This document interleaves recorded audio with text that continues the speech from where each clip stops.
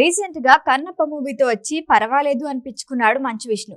ప్రభాస్ వృద్ధ క్యారెక్టర్ పుణ్యమా అని ఓపెనింగ్స్ ఎదిరిపోయాయి. క్లైమాక్స్ లో విష్ణు నటనకి ప్రశంసలు దక్కాయి.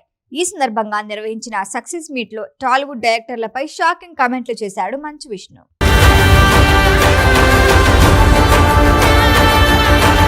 మంచు మోహన్ బాబు తనయుడిగా ఇండస్ట్రీలో అడుగుపెట్టి మంచు విష్ణు హిట్ మోహన్ చూసి చాలా కాలమైంది. 3 ఏళ్ల క్రితం జిన్నా అనే మూవీతో వచ్చి నిరాశపరిచాడు. ఇక రోడ్డు కొట్టుడు సినిమాలు ఎందుకు అనుకున్నాడో ఏవో తన డ్రీమ్ ప్రాజెక్ట్ అంటూ కన్నప్ప మూవీని పట్టాలెక్కించాడు. ఇందుకోసం రీసెర్చ్ చేశాడు. మోహన్ బాబు, మోహన్ లాల్, ప్రభాస్, అక్షయ్ కుమార్, శరత్ కుమార్ ఇలా భారీ తరాగణాన్ని రంగంలోకి దించి హైప్ పెంచాడు. ఈ సినిమాకి మంచు విష్ణు మినహా మిగిలిన అందరూ ప్లస్ అవుతారంటూ ట్రోల్ నడిచింది. పాన్ ఇండియా హీరోగా దూసుకెళ్తున్న ప్రభాస్ ని చూపించి ప్రేక్షకులకు సినిమాపై క్యూరియాసిటీ పెంచాడు. అందరూ ఊహించినట్లే కన్నప్పలో రుద్రగా ప్రభాస్ హైలైట్ అయ్యాడు. తను కనిపించిన 20 నిమిషాలు కన్నప్పపై పాజిటివ్ టాక్ తెచ్చిపెట్టింది.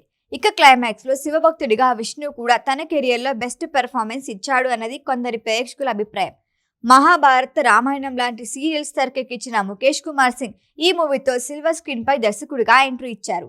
జూన్ 27న థియేటర్లో వచ్చి పాజిటివ్ టాక్ సొంతం చేసుకోవడంతో కన్నప్ప సక్సెస్ మీట్ నిర్వహించారు విష్ణు.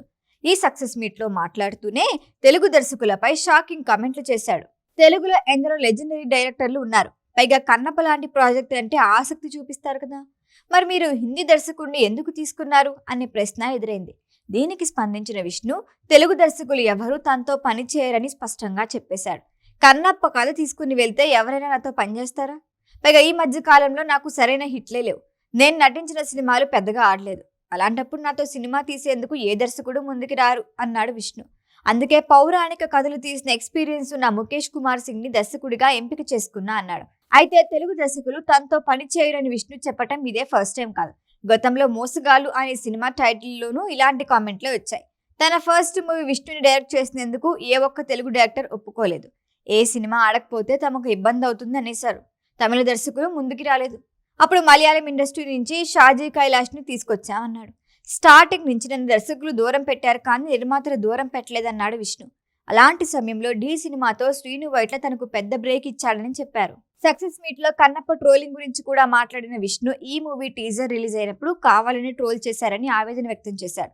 నాన్నగారి గురించి, నా గురించి నెగిటివ్ థంబ్నెయిల్స్ పెడితే వ్యూస్ వస్తాయనే ఆలోచనతోనే ఇలా చేస్తున్నారని అన్నాడు. లొకేషన్లు బాలేవు, గ్రాఫిక్స్ బాలేవన్నారు. కానీ ఫస్ట్ టీజర్ లో తక్కువ విఎఫ్ఎక్స్ ఉన్నాయి. సెకండ్ టీజర్ లో 70% విఎఫ్ఎక్స్ ఉన్నాయని ఎవరు గుర్తించలేకపోయారని చెప్పాడు.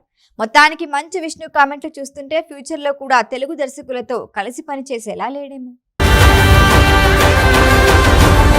ఈ వీడియో కనుక మీకు నచ్చినట్టయితే లైక్ చేయండి, షేర్ చేయండి, సబ్స్క్రైబ్ చేయండి. అలాగే పక్కనే ఉన్న బెల్ ఐకాన్ని క్లిక్ చేయండి.